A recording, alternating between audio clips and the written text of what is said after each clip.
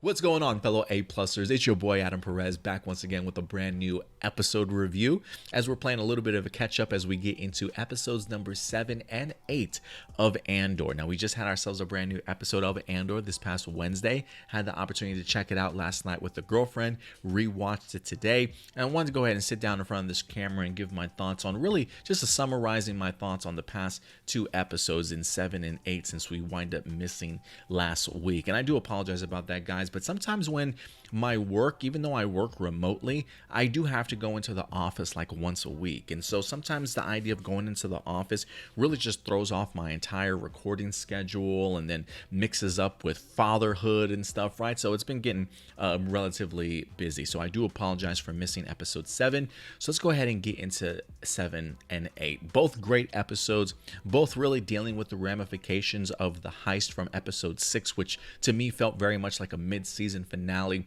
Now we're getting into sort of our second act, our second part to this particular storyline here. And I'm really intrigued to kind of see how characters like Andor change after the heist, how the Empire changes after what certainly happened to them. And so I want to talk about some characters that really jumped out at me in storylines that are forming that I definitely want to discuss. And first and foremost will in fact be Andor. Because now that he's gotten his credits and his mission complete from the heist, homeboy literally goes back to the one place he does not need to go back to, the one place that's really looking for him. The Empire has swarmed this particular planet, his home, well, not his home planet, but his new planet that he calls home. Was it Pharynix, if I'm not mistaken, where his mother is currently living. And you know, the idea of episode 7 of everybody telling Andor, you got to get out of here, man. Like, everybody is looking for you. They either know your name or maybe even your face, sort of thing. You cannot be here. But really, it feels like the reason why he is there is for his mother, clearly wanting to get her out of this lifestyle. Now that they've got money, could probably go anywhere in the world, enjoy the beach and enjoy the sun, you know what I mean? Really trying to do right by his mom and certainly get her out here. But I did find interesting in that episode was the fact that despite Andor's actions in completing the heist and really giving it to the Empire, he has no clue as to the ramifications of what that meant, not only to the Empire, but to other people in the galaxy. And I appreciated that episodes 7 and 8 focus on that in several different ways, right? So like from his mom's point of view, she now has found that extra motivation in her life to continue fighting on. After hearing about what the rebels certainly did, their completion, if you will, the idea that they're fighting back against the Empire, she now believes if they can do it, she can do it. And she's got no problem picking up a gun, letting her voice certainly be heard, and certainly push back against the Empire. And I just find it fascinating that despite the fact that we just got 6 episodes of Andor, being around people in a rebellion, learning why they certainly joined in the first place, why they're fighting, some people for revenge, some people for other reasons. And clearly I thought maybe Andor had his own particular reason, but now looking back at it and the idea that he almost seems oblivious to the impact of his actions on other people, you know, he at this particular point just feels like, you know, I was just here for the money. I did my duty. I did what I was asked. You know, we got away with it. And now I just want to kind of live my life and not necessarily look back. So there was a part of me that was hoping that he would maybe see the bigger picture here. But it's interesting that everybody else around him seems to see the bigger picture besides him. I mean, maybe he certainly does and he wants to ignore it. But the fact that his mom, I don't believe she even understood that he was part of that rebel attack on the garrison and stealing the credits and things like that. But his actions in turn have now motivated her to stand up and fight, to not run and go, and to stick where they're at. And now we've got Andor and his mom on opposite sides. She's not going anywhere, and he's clearly not staying behind. So it did put them in a really fascinating dynamic. So you get to see his mom on one side of the coin being inspired from it. The Empire, on the other hand, now has revealed like new laws, if you will, new decrees. I think they call it the public orderly decree, which the Empire now has raised the sentences to those that have now committed crimes. So something as petty as a 6-month crime that we get to see here that Andor winds up receiving at the end of episode 7 or the beginning of episode 8 has now been bumped up to 6 years. Literally 6 years for a man that did nothing. Talk about a fucked up legal system in the Star Wars universe, to say the least. Like, homeboy is literally just walking on the beach. These guys happen to run past him, and he realizes these guys are being followed by stormtroopers, are clearly in trouble. He tries to depart, and he comes across a stormtrooper that's clearly having a bad day, and winds up bringing him into custody after choking him out, if you will, with his robot, his Imperial robot, which is terrifying in and of itself. But this man literally did nothing. But the Empire now, due to his actions, have upped the ante for their criminal system, right? So we see how his actions have affected his mom, the Empire, and now even the prisoners that he's in prison with in episode 8, asking him about the outside world. Like, do you know about the PORD or the POD, the public orderly decree, I believe is what they refer to it as. And he's playing it off like, no, he doesn't. Well, one, I don't think he certainly knows what it means. But they explain to him that they have upped everybody's sentences. And you can even hear some of the prisoners literally blaming the rebellion for the situation that they find themselves in now, and having to spend more time in prison. And you would think that, maybe prisoners would be cool about the concept of uprising. But when you're the one dealing with the consequences of other people's actions, probably not so much. And so I did find that pretty interesting. Really just the 2 episodes truly showing the impact in which the heist certainly had on everybody. And it's just really unfortunate, especially for Andor, that you get away clean with this heist, but yet you're now in prison with the Empire for literally doing nothing. The irony in that is ridiculous. He's on a planet by the name of, I think it's, please tell me I wrote it down, Narkina 5. I am fascinated, though, that the Empire didn't even recognize him by picture. Because Dedra in here, when she's giving her announcements and stuff, she knows his name. She pulls up his image on a hologram. I am surprised that despite Andor having another name now to cover his ass, the fact that they haven't even matched him as being the same person that had committed the heist is kind of baffling to me. But leave it up to the Empire to constantly drop the ball. But now he's stuck working in a labor field, 12-hour shifts. The amount of punishment is ridiculous. That idea of like walking around barefoot, the guards having no weapons because of the fact that they literally have like their own system where they push a button. And I don't know what it is. I don't know if it's some sort of like electrical shock, some sort of current that tends to jolt the prisoners, if you will, for their bare feet or skin being on like this Durasteel or whatever kind of steel or alloy that they're certainly standing on. It clearly is a conductor for something that's really allowing these bodies to kind of spasm out, if you will, in just a really horrific fashion. I mean, when I saw it on screen on the TV, I was like, oh my God, like they really make it look painful and atrocious. And one of those things where it's like, if you get zapped enough, like it's really going to be in your head. Like there are scenes that you see Andor almost like completely out of it, not really knowing what his surroundings are and stuff, maybe trying to contemplate or understand like how he found himself in this situation. I have no idea, but it looks like these forms of punishment have definitely taken a toll on people, to the point where homeboy's like, just stop looking at the amount of time you have left in here, man. Like the less that you look at that countdown, the better off you'll certainly be. And the fact that in episode 8 we literally jump like a month, if I'm not mistaken, I think they say like 30 shifts later, like you get to see exactly how well Andor has just fallen into the routine of things. But it blows my mind that so much time has certainly passed and they don't even realize that they've got Andor already in custody, you know what I mean, and putting him to work. So it's going to be interesting to see how, when, if Andor winds up making it out of this particular prison, because it seems as though everybody's looking for him, not just the Empire, but Luthen, Vel, Cinta. They're all trying to find out exactly. Bix, they're all certainly trying to find out where he definitely is at right now. So crazy stuff. And also, quick honorable mention in here, the person in charge of Andor, good old Andy Serkis.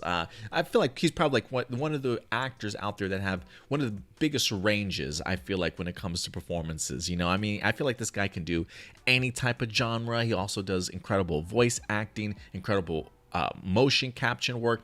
Andy Serkis does it all. So I was really thrilled to honestly see him in here. Speaking of people that are definitely looking for Andor, I do want to talk a little bit about Dedra, the Imperial officer who is currently on the hunt.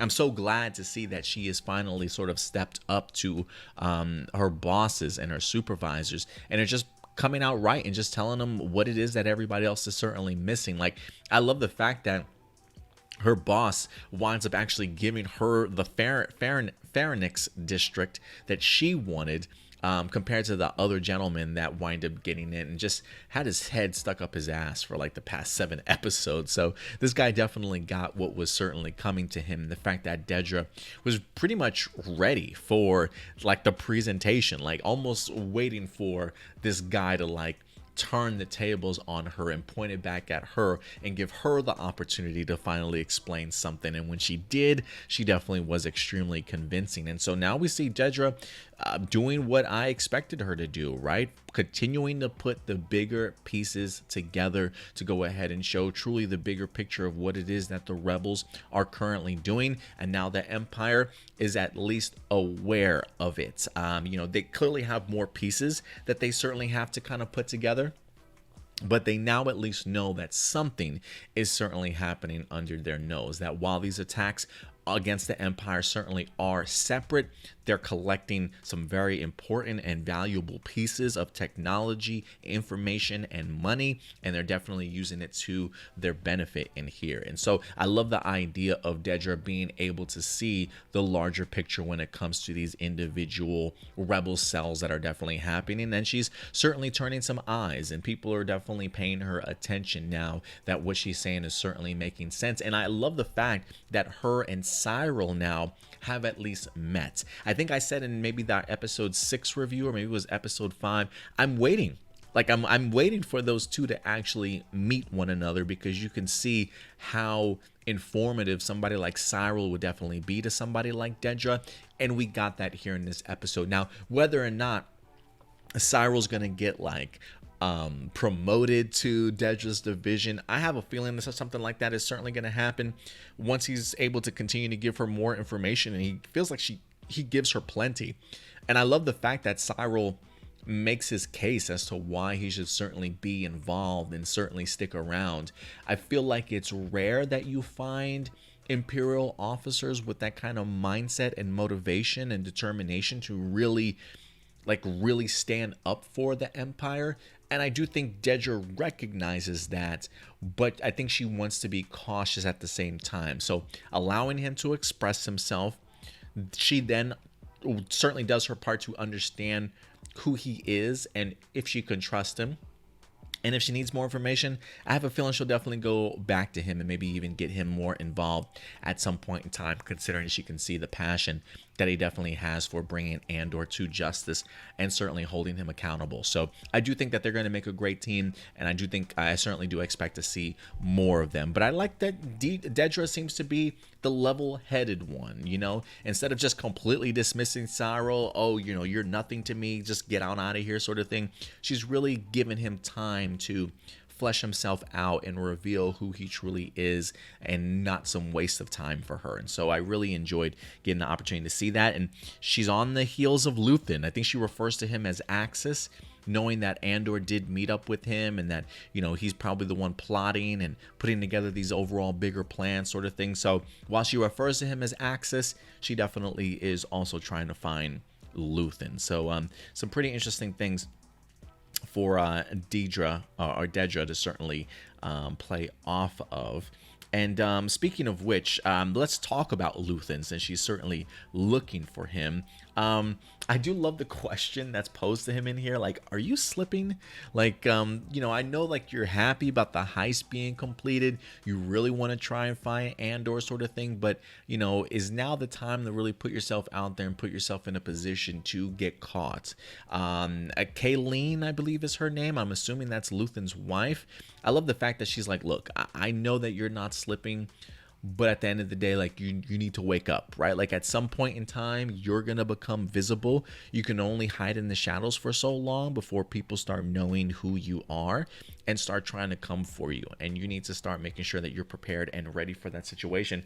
So I love the idea that Kaylin convinces him shut down communications with Pharynx, and it certainly pays off because we unfortunately see at the end of this episode that Empire clearly picked up on the signal coming from the store or the warehouse that Bix was in, using Morse code or whatever code she was trying to reach out to Luthen to maybe get more information on Andor. Had Luthen responded, maybe they would have found out exactly where that transmission was coming from. But the decision to go ahead and shut down communications, erase the code, sort of wipe your hands clean now that the mission is complete, smart move.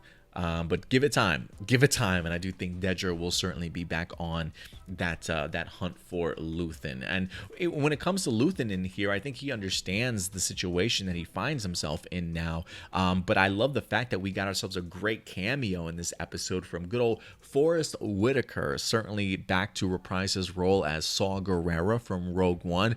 A much younger Sam Gerrera, a less crazy Sam Gerrera.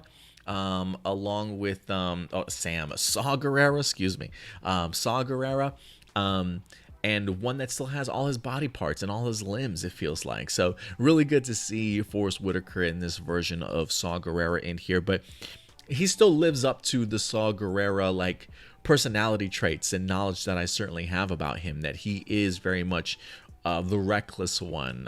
He's very much the guerrilla war style type of guy, right? The one that has no problem in pushing that envelope in regards to what you can do or what you should do, whether it be overly violent or whatever the case may be. He's the one that really tiptoes on that line and is kind of the reckless one. And so when we see Luthen talking to Saw in here, and just the effort of Luthen to try and connect Saw with somebody else that he believes, like, hey, if you two combine your forces with the knowledge that this guy has, you guys could really sort of make a difference. And again, getting to see that pushback from Saw in the sense of he doesn't really trust anybody. The idea of teaming him up with somebody else is usually a no-go, that he wants to do everything by himself. Maybe he thinks he knows more than he really does, right? Like there is a level of arrogance and conceit to him, especially when he starts talking about everybody else, saying, you're dealing with a separatist here, a neo, whatever over here. And he starts really picking like the political sides of everybody. Yet when it comes to him, he personally feels his way is the only way. And that's a very arrogant position to certainly take, and one that could definitely be a person's downfall. But you see really what Luthen is dealing with here, and I think it puts into the bigger picture where the rebellion is at this particular point in time, that they really are very much just separate cells, separate sects, now having to work together in order to kind of make impacts. And so like even Luthen says, the idea of just one of us trying to go up against the Empire is not going to work unless we're certainly on the same page. So I do think that certainly could be one of the issues why it's taken the rebellion as long as it did to get to the point where it's at in the trilogy, is the idea of just trying to convince everybody that, hey, we gotta do this together. We can't just certainly do this by ourselves. But I thought it was a great interaction between Luthen and Saw that, again, I think just really shows you the personality traits of who Saw is, the recklessness that they certainly warned us about over in Rogue One, and we get the opportunity to see that on full display here. But I thought they had great chemistry on screen. I definitely would love to see more Luthen and Saw Gerrera together, to be quite honest with you guys. Oh, and I love the line that Luthen gives him in here. oppression breeds rebellions. And I feel like this is the second time that he's kind of made that emphasis to Saw Gerrera, and then in episode 7 I believe he makes that same emphasis to Mon Mothma, when she's kind of worried, like, oh my god, were you behind this the whole time? And he's like, look girl, you know what we're up to here, like, don't play dumb, like, you know what you were getting yourself into. People are going to suffer, so if you've got some sort of more like morality to you, throw that shit out the window sort of right now, sort of thing. Like, he understands very much, like, he's just no stranger to admitting that people will suffer during this, that you got to make it hard for the Empire so that they crank down on people, and those people then suffer, then feel the oppression, and then they wind up uprising even more, and you get more people onto the side of the rebel alliance. And next thing you know, I have no idea how long that's supposed to take, right? Is that supposed to take a whole 5-year process of making people suffer, of understanding that people are going to be even more oppressed with each attack that you wind up making? Does the end result justify the means of getting there? And it seems as though Luthen certainly very much believes that. So I thought that was pretty compelling stuff, man. Oppression breeds rebellion. He's definitely not wrong in that regards. And then last but not least, man, Mon Mothma and her fundraiser aspect in here, as we get introduced to a brand new character by the name of Tay. When I saw Tay in the trailers, for some reason that actor reminded me of whoever played Chancellor Valorum in the Phantom Menace. Like, for a second I was like, is Chancellor Valorum back? Is that who she's talking to? And then I realized it's certainly not. So I don't think that's the same actor, but he's playing a gentleman by the name of Tay, who seems to be a very old childhood friend of Mon Mothma in here. And I did love their conversation when it first started out, when Tay's talking about, I don't know if you want to get involved in like my political point of views. It might be a little bit too strong for you, Mon Mothma. And then the fact that she gets on to talking about what she's truly involved in, and it winds up hitting him with the line at the end, I don't know if you want to know what I'm working on. It might be a little bit too tough for you, sort of thing, right? So they're definitely playing each other. Certainly not saying everything out loud clearly because of all the spies and people that are certainly looking around, which, speaking of spies, I honestly think her daughter is a spy. Like, her daughter just comes up at the most inconvenient time, doesn't seem to have many questions, just wants to know what's going on, and then winds up leaving. Like, I feel like that's just so spyish. And so I think maybe her daughter and even her husband certainly are spies to a certain extent. But again, Tay, I should say, and Mon Mothma certainly discuss things here. And again, I think it just emphasizes the fact that Mon Mothma is definitely like the financial backing for the rebellion. Now, is she the only one financially backing the rebellion? Who certainly knows? But it definitely seems as though she's putting her own money certainly behind this to help the cause, and is trying to even access more money, and maybe even suggest from Tay for him to help out, whether it be with his money or just helping her out get more of her own money out, now that more people are certainly watching her back with every move. So I thought that was pretty cool to kind of see Mon Mothma working in the shadows, being very secret about her conversations with Tay here as she continues to try and build upon this rebellion. I think this is the person that Luthen said, are you sure you want to bring in somebody new, sort of thing? And she clearly trusts this man. So we'll see exactly how far this trust certainly goes. And I think it was pretty even eye-opening for me in this episode to finally kind of understand what the relationship is like with with Mon Mothma and her husband. I think they bump into a couple that they start talking about their relationship with, and mentions that they actually met when Mon Mothma was 15, that she became a senator when she was 16 years old, and that apparently their marriage was in fact arranged. So when we do see that coldness that these two kind of give to each other, it kind of makes a lot more sense, in the sense that, look, you knew somebody when they were super young. Mon Mothma clearly admired him, right? Because she even does a little jab of like, oh yeah, he was like top of his class, or he was this about his class, almost to speak of him as he used to be somebody that wanted to fight for things. And maybe as he's gotten older, he's not that same person anymore. You know, maybe taking a step back, become a little bit more lax.